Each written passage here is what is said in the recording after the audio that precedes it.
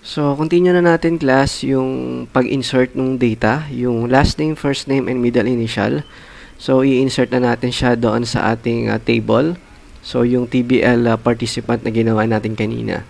So, to insert yung data, of course, kailangan pa rin naka-include yung connections natin. So, ito yon yung connection natin. So, include yan dapat dun sa page natin.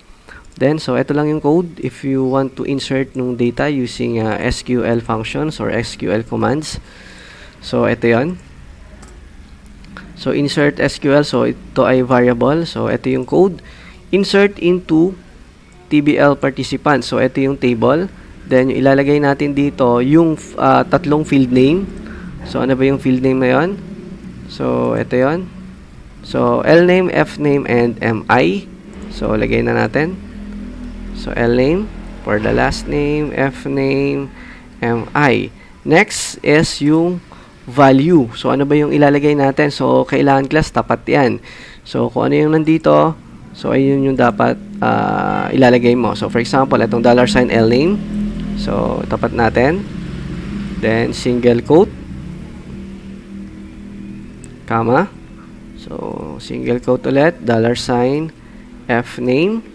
Comma. So, single quote, $sign, MI. So, ito yung i-insert natin. So, ito, para dito. Ito, dito. Yung MI ay dito.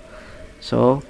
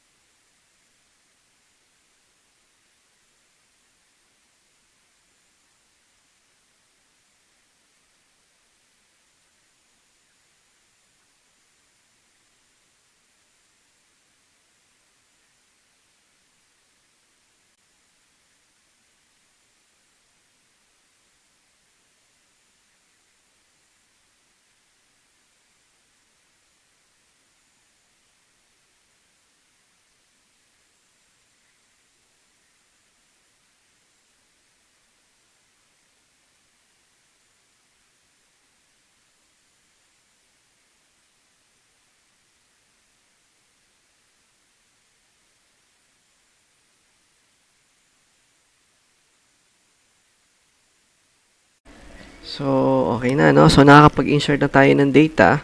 So, yung next naman class is yung retrieving ng data. So, from back-end natin, from our table, TBL participant, so, i-retrieve naman natin siya. So, gagamit tayo ng panibagong page, no? So, create kayo ng page. Ang i-name nyo na lang is view.php. So, pakicopy muna itong code na to. So, yan. So, ito ay just pure HTML. So, view participants. So, copy nyo lang yan. Then, ito yung itsura nyan. So, yung view.php. So, eto. So, ang gagawin natin, i-retrieve natin yung data. So, magkakalaman yung ID, last name, first name, and middle initials. Then, naglagay tayo ng actions. So, sa mga next video natin, mag-i-edit tayo, magdi-delete tayo. Then, print. So, ipiprint natin siya para ma-print natin yung hard copy, no? So, start na natin. So, balik ulit tayo dito. Okay. So, para ma-retrieve natin yung data, so, dito sa may head, okay, so, kailangan ulit nating i-type yung ating connection. So, ito yung connection natin. So, in-include pa rin natin yung myconnection.php. Then, yung query natin, so, ito. So, select asterisk. So, ibig sabihin, select all records from TBL participants. So, naka-order siya or organize siya by last name. Then, second is yung first name, which is yung F name. Okay, so, ito yung pinasok natin sa variable. Then, ito na yung retrieve participants. Then, yung query natin, so, papasok yan dito sa result. So, pakicopy lang to.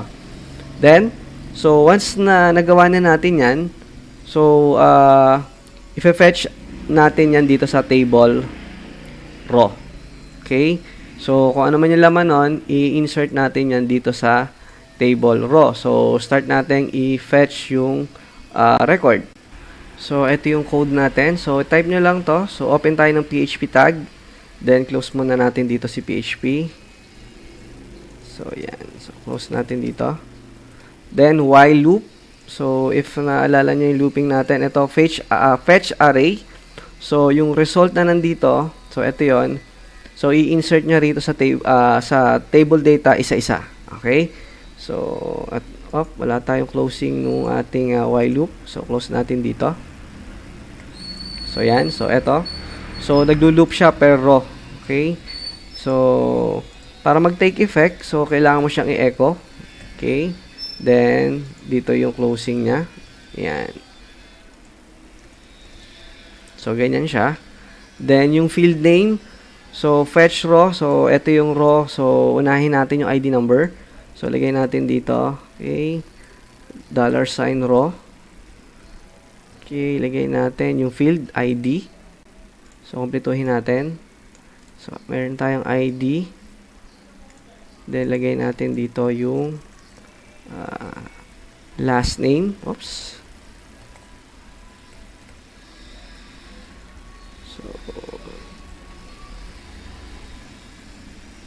So, ito ay L name. Okay. So, L name. Then, ito ay F name. So, F name. Then, ito ay MI. So, ito yung nasa field natin. Okay. So, tama ba? Iyan. So, ito yung connection. Ito yung query natin. Okay. Naka-include. Then, ito yung fetch array. So, ID, L, F, name, MI. So, save natin. Then, test natin to. Refresh. So, ayun. So, niretrieve niya. Naka-sort by last name, first name. Yan. So, yung actions, wala pa. No? So, lalagyan pa natin yan sa next video natin. So, gawin natin. I-include natin to dito sa insert. Okay? So, pwede na rito yan. So, PHP. Okay. Lagay natin dito, include. So, yung page natin, ano pangalan nun?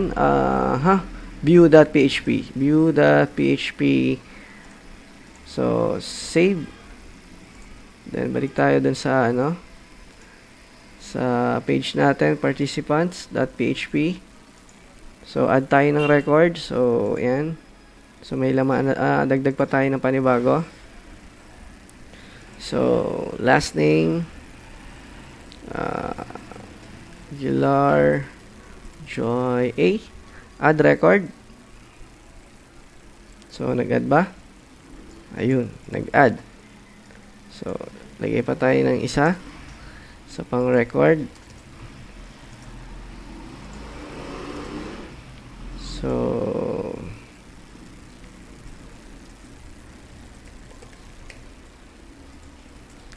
add record. So, ayun. So, mapapansin nyo class, habang nag-a-add tayo ng record, so still, nandun pa rin tayo sa participants.php. So, with the help of Ajax, so, andito lang tayo, hindi tayo nagre-refresh. Okay? So,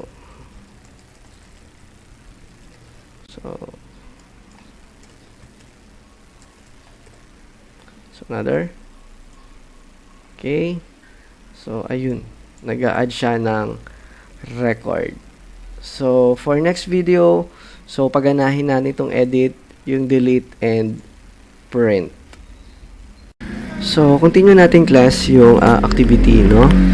So, okay na tayo. Nakakapag-insert na tayo ng data.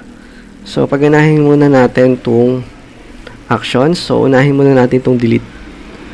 So, gagawin natin. So, once na click tayo ng delete, of course, madi-delete yung record. So, in terms of deleting, kahit sa edit, so, ang pinaka lagi yung tatandaan class, kukunin natin yung kanyang ID or yung pinaka primary key niya. Para sure tayo na ito ay walang kaparehas. So, yung actual records talaga na gusto nating i-modify or i-delete, so, siya yung mapipick up natin. Okay, so, kaya kanina, doon sa mga videos natin, previews, so, nagkaroon tayo ng auto-increment nung ID para doon sa participants natin. So, try muna natin. So, balik ulit tayo doon sa ating notepad. So, doon sa view, so, dito tayo mag-i-start. So, so, kailangan natin kasi class makuha yung itong raw ID. So, ang gagawin natin, so, pipick upin natin yung ID number, then, ipapasok ulit natin siya sa JavaScript function. So, gagamit ulit tayo ng event, no? So, try natin dito, button, on click, so, equals, yan. So, tatawag tayo ng function. So, may nagawa na ako dito. So, ito, so, copying ko na lang. So, replace ko to. So, ito rin naman yan. Okay. Yan. So, button on click. So, tatawag tayo ng JavaScript function. So, ito yon. So, pangalan ng function natin is delete me. Then, kung mapapansin niyo, meron ako inilagay dito. So, yan yung ID number na kinuha natin using MySQL fetch array. So, ang gagawin kasi nito class, tatawagin natin yung function which is yung delete me, then pipick upin natin tong record na to. Yung ID mismo, kukunin natin, then dadalhin natin dun sa JavaScript function na gagawin natin. Okay? So, parang hinugot mo siya. Okay? Dun sa table. So, para magawa yan, so, of course, create muna tayo ng delete me function. So, i-include natin siya. So, ito, yung sa kanina. 'Di ba? So, meron na tayo ritong functions, which is yung insert me. So, pinangalanan natin siyang insert me. Ito yung nag-i-insert tayo ng records na, no? So, this time, magdi-delete naman tayo. So, para gawin yan, so, same lang ulit, gawa tayo ng script. So, meron na ako nagawa dito. So, ito yan. So, copy. So, ayan. So, halos pares lang naman itong dalawang to. So, ayan, ayusin natin. Function, delete me. So, ito yung Ajax code natin na ginamit natin sa insert. So, kinopy ko lang din. Then, mag-return tayo ng result. So, ayan, ito pa rin yun. Then, tatawag ulit tayo ng another page. So, kanina, meron tayong insert.php. So, this time, gawa naman tayo ng panibagong page. So, tawagin natin siyang delete.php. So, para matawag natin itong function na to, so, meron tayong gagawin dito sa view page. So, kailangan nating muling i-include yung my include page natin. Kasi, hindi yan gagana if wala dito. So, include. Okay. So, pangalan ng include page natin, my. Kasi nandyan yung functions natin. Okay. My include dot PHP. Yan. So, meron na tayong connections muli doon kay dito sa include page natin. So, matatawag na natin to. So, pag kinilik natin yung button on click, tatawagin niya yung function. So, pupunta siya rito. Ito yung function na tatawagin niya. Okay? So, whatever man yung ID, papasok yun dito. Okay? Yung ID number nung participants. Then, so, kukonect ulit tayo using Ajax. So, pupuntahan natin tong delete.php. So, meron na akong nagawang file na delete.php. So, ang gagawin niya, so, same as dun sa insert, di ba? Ayan, no? Kinuha natin. So, kinuha natin yung ID. So, binitbit natin dito. So, inilagay natin sa A. Tinawag natin yung page. So, delete.php. So, eto na yun. So, nag-include ulit tayo ng connection. So, eto yung A. Ito yung nandito. Ito, kinuha natin. So, ito yon yung get. Pinasok natin sa variable. Pinangalanan nating ID. Then, nag-query tayo rito. So, ito yung way para makapag-delete tayo. Delete from. So, name nung table. So, anong ID yung hinahanap natin? So, ito yon yung na-select natin. Then, so, i-delete nyo na yan. So, using this commands. So, i-execute nyo tong delete. Then, anong next na ginawa natin? So, save natin. So, tinawag ulit natin yung view.php. So, ito yan. Nireload ulit natin. Okay? So, nakuha ba? Nakasunod? So, meron na tayong dalawang functions dito. Si insert me and delete me function. Okay? So, I give you time to copy. So, copyhin lang itong mga functions na to. So, almost dito lang din yan. Parang parehas lang din. Okay? So, let's try. Save. Then, refresh. So, add na tayo ng record. So, lagay tayo rito. Okay, yan. So, add tayo ng name. Then, add record. Ayun. So, let's try. Kung gagana, itong sonsa, delete natin. So, na-delete si James. Delete, delete, delete, delete, delete. So, gumagana yung record natin. Add tayong record. Ayan. Add. So, doon sa sample program natin, so, nag-a-accept pa siya ng, duplicate na value. So, which is yung last name. So, bagay, wala namang problem doon, class. Kasi possible naman talaga, merong magkaparehas na last name and first name. And possible, may middle initial din. Pero, so, yung kanyang ID, hindi yan madodoble. Okay? So, add. Mapapansin niyo, hindi pa rin nagre-refresh yung ano natin. Kasi nga, gumagamit tayo ng Ajax. Then, if you want to delete, okay, delete. So, ganyan siya gumagana. Okay? So, recap ulit tayo. So, ginalaw natin yung view.php. So, in-include natin yung myinclude.php kasi nandito yung function natin. Then, so, require natin makuha yung ID number. So, using click event, ito. So, once na click daw tayo ng button, tatawagin niya yung function. Pag tawag din ng function, pipick upin niya yung ID number na gusto nating i-delete. Pupunta yan dito. Ito yan. So, naman ito yung ID na select natin. Then, using Ajax ulit, yung connections natin. Then, tinawag natin si delete.php. So, meron tayong method of get. So, kung whatever man yung ID niya, binato natin kay delete.php. So, eto. Pinarocess na niya. Dinelete niya na. So, mapapansin yung class, no? So, lumilipat tayo ng page. Pero, dahil nga sa gumagamit tayo ng Ajax, so, parang wala lang. Parang nasa isang page ka lang. Pero, sa backend niya, yung backend ng program, so, ito ay ibang page. So, ibang page din kapag nag-a-add, ibang page din pagka nag-delete. Okay?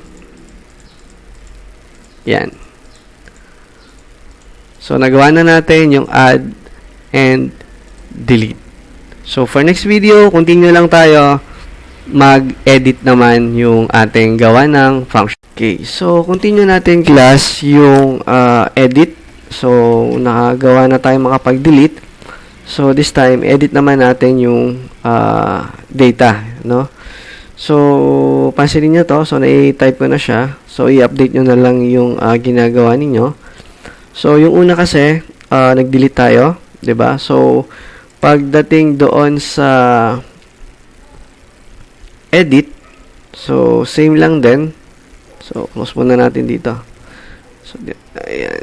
Diyan nawala yung ano natin, table data. So, ayan. So, pagdating dun sa edit, so, same as delete din, kung mapapansin niyo. So, tumatawag din tayo ng ID. Okay? So, then, nagkaroon tayo ng another function. So, nag-create ulit tayo ng JavaScript function. So, pinangalanan natin siyang view edit. Okay? So, nasan yung function na yan? So, ito yan. Doon sa my include. So, ito yan. Okay? So, ano ba yung ginagawa nito? So, kinuha natin ulit yung ID. Same as dun sa delete lang din. 'Di ba? Pinick up natin. Then, tumawag ulit tayo ng panibagong page, yung edit view. Kasi kailangan natin i-retrieve yung data. So, kailangan natin siyang i-return. Same as na nandun din siya sa table. So, tatawag tayo ng page, editView.php. Then, kinuha natin yung ID. So, ito yung editView.php natin. Okay?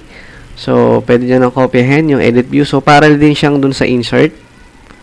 'Di ba? Kasi ni-retrieve natin. So, kailangan meron din siyang layout. Okay? So, ito yon. So, kumunik ulit tayo sa database natin. So, nag-include ulit tayo. Then, kinuha natin yung ID. So, ito yung retrieve SQL natin. So, select asterisk from TBL participants where. So, meron tayong specific records na i-retrieve. So, i-retrieve nyo na yan dito. Then, baba natin ng konti. So, in-retrieve natin siya sa table pa rin. Okay? So, parang doon sa nag-view tayo ng records. Ano? So, same lang din. Nag-fetch array tayo. So, ang difference lang. So, kumuha tayo rito ng ito. So, input type text. So, kasi retrieve natin siya. So, yung value from table. So, ito yung row, lname, fname, mi. Binalik ulit natin dun sa input type text. So, yung sa ID naman, hindi na naman natin siya kailangang i-modify kasi nga yan ay hindi dapat ma-edit. So, parang read-only lang siya rito sa TD. Then, nag-create ulit ako ng button. Okay? So, pakita ko muna sa inyo kung ano yung output nito. So, kopya ulit. So, tingnan nyo lang. So, bigyan kayo ng time na kopyahin. So, editView.php. Yan. So, ang gagawin kasi nyan, so, doon sa example natin, so, eto. So, pag kinilik ko yung edit, so, i-retrieve natin. So, eto yon. Okay, so, naka-text box na siya, oh. Yung ID still, read-only lang yan. So, hindi na siya pwedeng galawin. So, eto yung code nun. Sa editView.php. So, niretrieve natin yung specific record. So, finish ulit natin sa table. But this time, naka-ano na siya, no? So, inilagay natin sa input type text. Then, nag-create ulit tayo ng button. So, ito yon, yung update button na yan. So, pag kinilik natin yan, meron na naman tayong event na gagawin. So, pipick upin ko ulit yung ID, no? Then, dun sa function na update me na, ang tawag natin. Then, naglagay din tayo ng ID. Kasi kukunin natin whatever man yung changes na gagawin ng user dito sa tatlong to. Okay, kaya meron ulit tayong ID. Then, so, ano ba yung specific record na i-modify natin? Siyempre, yung ID. So, pag-click ko ng update me, so, andito yan sa my include. So, dinagdag ko ulit siya rito sa script. So, yun ang gamit ng include, di ba? More on sa functions ng, JavaScript, no? Nilagay natin. So, pinick up lang ulit natin to. Same as dun sa unang ginawa natin, yung sa insert. Okay? So, yan. Okay? Then, yung JavaScript natin. Then, nag-create ulit tayo ng panibagong page. So, ito yung editsave.php. So, tatawag ulit tayo ng editsave.php. So, pinick up ulit natin yung mga records na kailangan natin. Yung ID, yung last name, first name, and middle initial. So, ilalagay natin siya kay editsave.php. So, yun naman yung tatawagin yung page. So, ito yan. Yan na. Okay? So, ito yung ID number. Last name, first name, middle initial. So, kung may mga changes, so, nandito yon. Then, ito yung update natin. Update TBL participant. So, set last name, F name, MI. So, kung ano yun nandito, i-update niya. Where ID. So, ano yung specific na records. Then, i-update niya yun dito. Then, refresh lang yung page. Okay? So, nakuha ba? Yan. So, try natin. So, update. So, for example, i-uppercase natin lahat. Okay. Oops. I-update.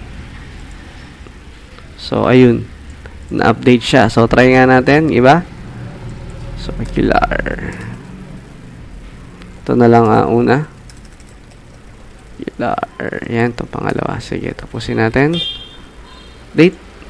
So, nag-update. Edit.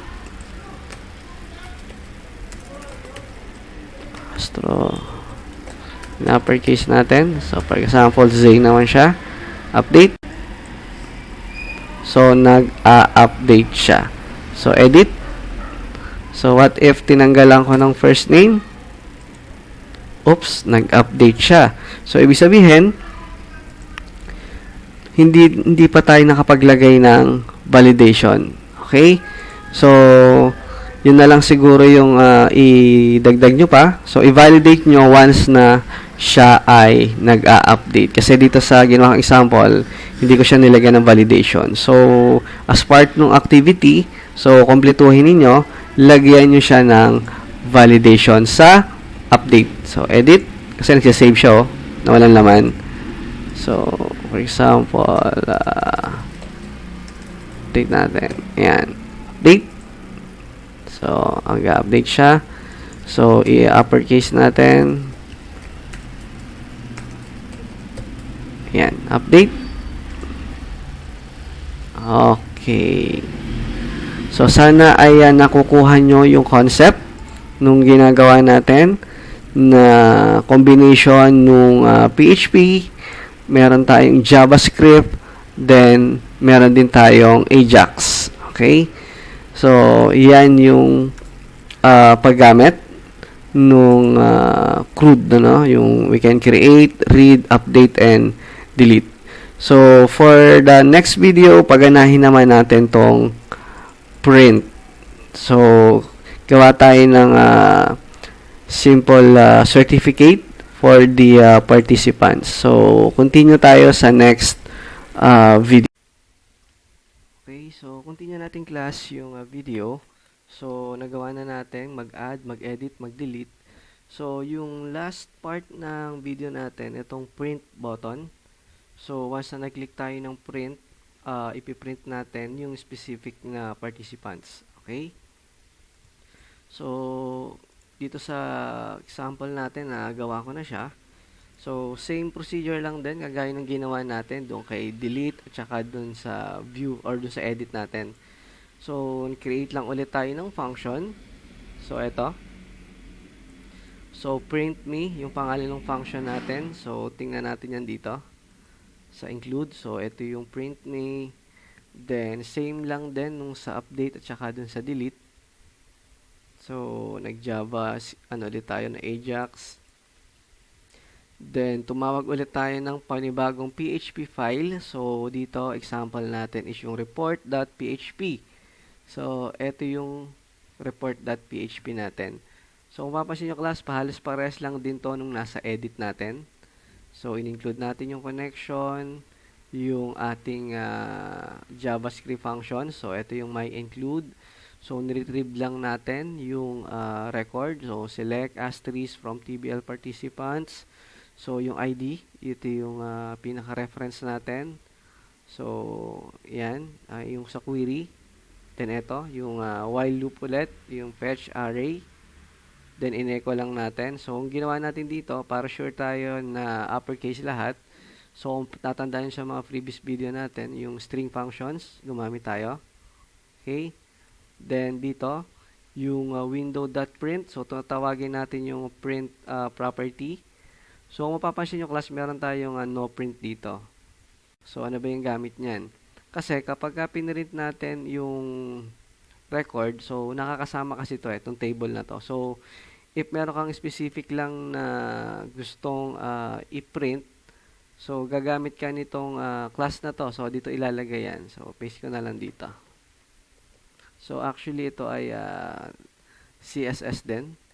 So, yan. So, kung ano yung mga ayaw mong isama, so, lagyan mo siya ng no print. Dun sa participants.php, kasi ayaw, kumbaga i-hide kasi natin tong table, so, magdagdag kayo ng another div tag dito. Yan, dito. Then, yung class, no print. So, para hindi siya mapasama kapag pinrint na natin yung page. So, save natin. Okay. So, ayan. So, recap natin. So, ito, tumawag tayo ng function. So, ito yon, 'di ba? Pag tawag natin, tinawag yung report.php, nag-SQL query ulit tayo dito. So, yung concept niya parang sa edit, delete lang din. Okay, so, ito ay i-fetch lang natin. So, ito yung button. Tumawag tayo ng print, dialog, then, so, para hindi mapasama yung button dun sa ating print, so, ginamitan natin siya ng class no print na nandito sa participants. Okay, so, try natin, refresh, sample. So, ayan. Sample natin, itong yung first natin, ito, print. So, ayan, pupunta siya rito. So, using yung style natin kanina, yung no print class, so dapat hindi niya isasama to. Okay, so print. Yan. So, mas magandang gamitin dito yung Google Chrome kasi meron siyang ganitong features, ano. So, nakikita mo yung print preview. So, example lang to ng certificate. So, yan. So, kapag ipipresent niya sa akin yung activity, so, pwede kang gumawa talaga ng magandang certificate. So, any certificate na pwede nyong gamitin. Then, yung participants, of course, nandito lang sa table natin. So, okay. So, lagyan nyo na rin ang mga back button. So, madali lang naman yan. So, print. Okay. So, okay na report natin. So, add record. So, nakakapag-add na tayo. Nakakapag-delete. So, kompleto na siya. Ayan. Okay. Ayan. So, edit. So, edit. Nag-edit. Ayan. So, delete. Ayan. Print.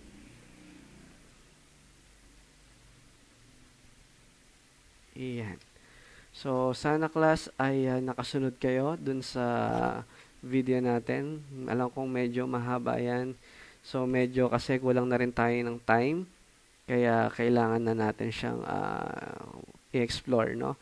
So, marami pa yan actually. Pero, siguro, yung video na yan ay enough na para magkaroon kayo ng stepping stone para mas maintindihan nyo pa yung paggamit ng PHP, Ajax, JavaScript, CSS, HTML. So, siguro yung final project, so i-discuss ko yan by next meeting or siguro once na natapos na natin tong activity. Okay, so good luck and see you for next video.